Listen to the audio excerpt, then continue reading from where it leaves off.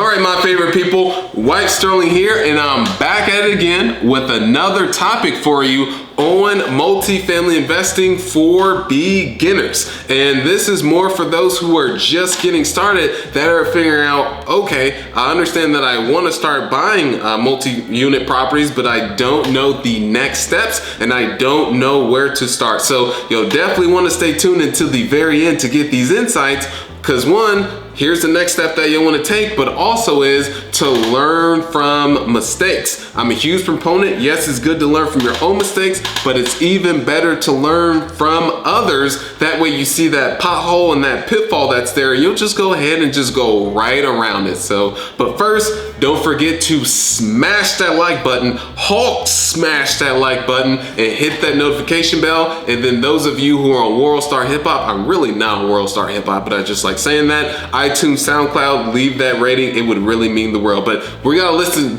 Go ahead and leave that rating at the end, because I'm gonna go ahead and drop some bombs for you. So let's jump right into it. All right, so first and foremost, you've got to understand the lingo. And what that means is a couple things that you want to understand is what is the cash on cash? What is the NOI, which is net operating income? What is the cap rate? And cash on cash is just simply is what is the return on the actual money that you have invested? Because most of the time you will be using leverage. So let's say you're $100,000 invested into a property, and let's say 50,000 of that was to the down payment, and then you raise an additional $50,000 for the repairs. Now you're all in $100,000, and that first year, let's say you earn $10,000. That is a 10% cash on cash.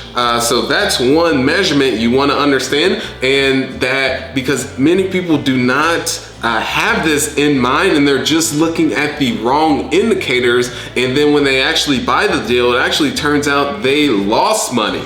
So the second is the NOI, which is by far one of the most important indicators that you want to look at, along with cap rate, which cap rate is not as important as the cash on cash and NOI, but this is how properties are valued. And you get to NOI, it's the income minus the operating expenses. It does not include your debt. And then the next is you've got your cap rate. And then the cap rate is the net operating income divided by the purchase price. And what tends to happen is the higher the cap rate, the more riskier of an investment it is. And then the lower the cap rate, the more desirable the property is and the less risk there is with that. However, in today's environment, as I'm shooting this video, there's been blurred lines between that, to where you could have someone that has a property in a D neighborhood, but in actuality with a low cap rate of, let's say, 4 or 5%. This is where the cap rate can really get confusing for most people, and is not the all by means. You got to understand what your the exact return on investment is. And then I want to go back to the NOI point. Give me a second. I'll be right back. All right, so I'm back, and what I was mentioning to you is that let's say you have a property with the NOI of $30,000, and that is on an annual basis. So what you'll do is, and this is where the cap rate comes into place and how you would be able to value the property. So let's say the NOI for this annualized is $30,000. And you'll say that the value on this property is, let's say, a 6 cap. And you would be able to get that either by you just having that experience in the market with buying other properties and also selling, or you can get it from that knowledge from a broker. So let's say it's $30,000, then you'll take that divided by 0.06, and then that is the valuation of that property of $500,000. So that is how you can reverse engineer to determine what the value of the property is. And the second is you've got to know your buying criteria. What size of property, what class of property, what area you want to buy the property in, because that allows you now to be zero-like focused in your marketing, the conversations that you may have with people so they can send you over deals. Let's say you've got agents and brokers sending you deals, so you just want to have an understanding is, are you wanting to go for duplexes? Are you wanting to go between 10 to 15 units? Are you wanting to just go to 1 to 4 units. And then within that is, do you want older buildings? Do you want newer constructed? And then also neighborhoods too. I know it sounds as if it's a lot. It is quite a bit in actuality, but if you have that right from the beginning, that'll allow you to be able to be zero-like focus and take the sniper approach. If you're into military terms or anything, I'm not into military, but you're taking the sniper approach versus the shotgun. And the next is have goals. What is your end result, or what is your first initial milestone, and then your next and your following after that? It doesn't have to be entirely mapped out, but just have some type of clarity on where you wish to go. And I love this example that Earl Nightingale has, is that just think if you have a ship leaving the harbor with no end destination, it'll just drift into no man's land. And it's when you have your end goal in mind, is now you can reverse engineer and figure out what your activities are to be able to get to that. All right, and the following is the team.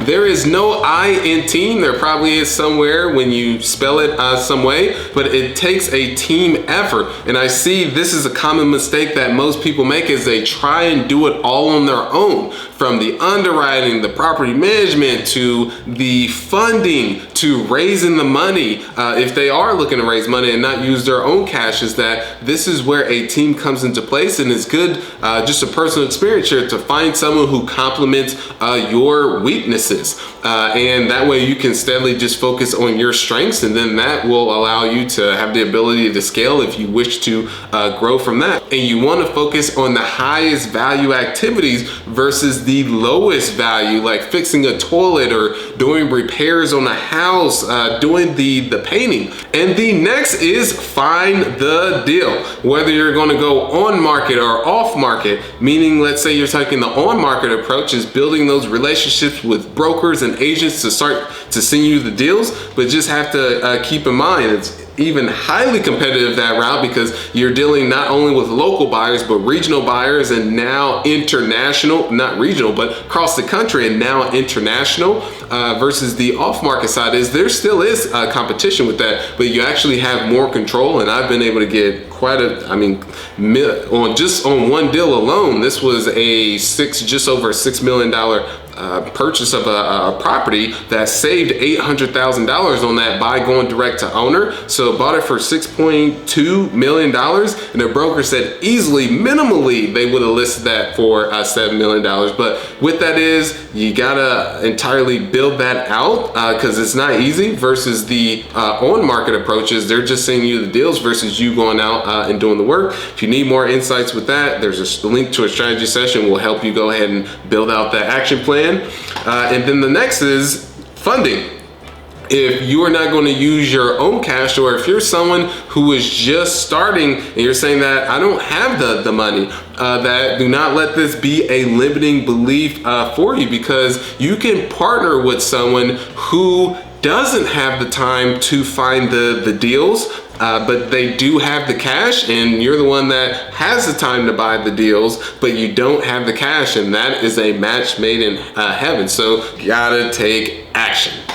You can be on YouTube University as much as you can, but just a personal experience here, there is not, I mean, all this that you'll learn online, or even books or even forums, is you can never know it all, and you just have to go out there and commit first and figure the rest out later. You do want to do your research and due diligence beforehand, that way you protect your downside. But my very first deal is that the tenants that I got into the property ended up moving out, and then getting someone else to actually live in there to pay the rent. I was like, well, I did not read any book that said, okay, how to go about that. And I ended up figuring it out. So that's what it's about. All right, and that's all, folks. I do want to go ahead and end off with a documentary that I just recently watched on Chris Farley, the comedian. And I didn't personally find him that funny.